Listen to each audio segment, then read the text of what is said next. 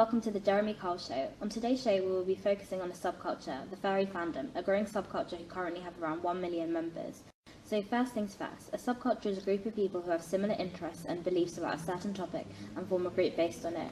Youth culture started to emerge as a distinct culture from childhood and adulthood following the World War II and the subsequent rise of consumerism. According to France, there is now a structural gap where families used to promote norms and have a clear role, but now the youth of today are looking for something to fill that void. So a little background on the furry fandom. They are anthropomorphized animal characters exploring the exploration, interpretation and examination of humanity and human values through anthropomorphic expressions. So without further ado, welcome Alvin, whose persona, which I'm told is like a persona, is Chippy the Chipmunk. So Alvin, would you like to explain how you came across the furry fandom and why did you decide to become a furry?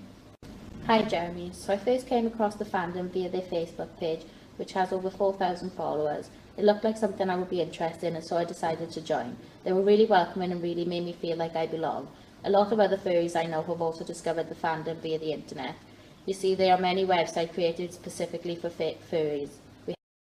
You briefly mentioned the furry online community, so you probably know that there has been a lot of negative media based around your subculture. Yes, I'm aware of that, and I do get some online hate, but I think it's because people fail to understand the reasons behind our subculture and just assume it's a sexual fetish. Oh, you mentioned a sexual fetish. Can you please expand on this? Well, people often perceive the furry fandom as a sex fetish, and the media doesn't help this perception.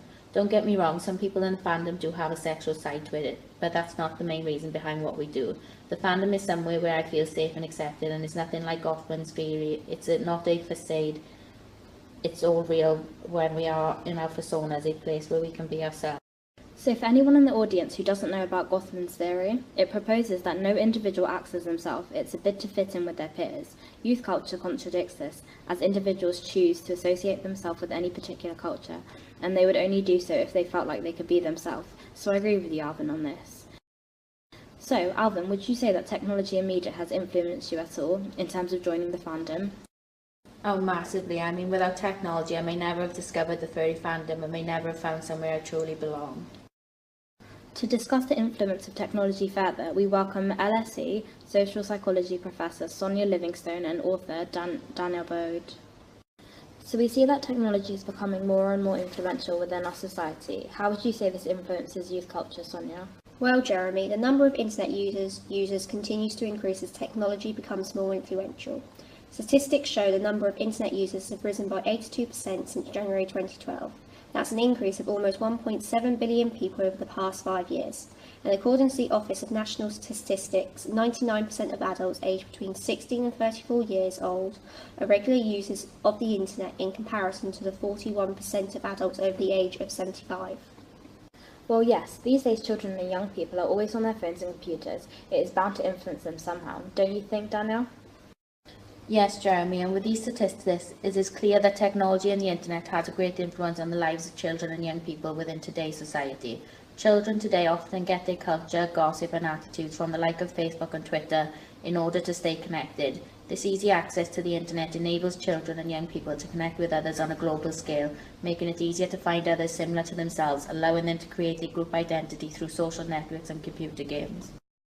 Sonia, I understand that you have spent some time researching the effects that media has on young people. What did you find?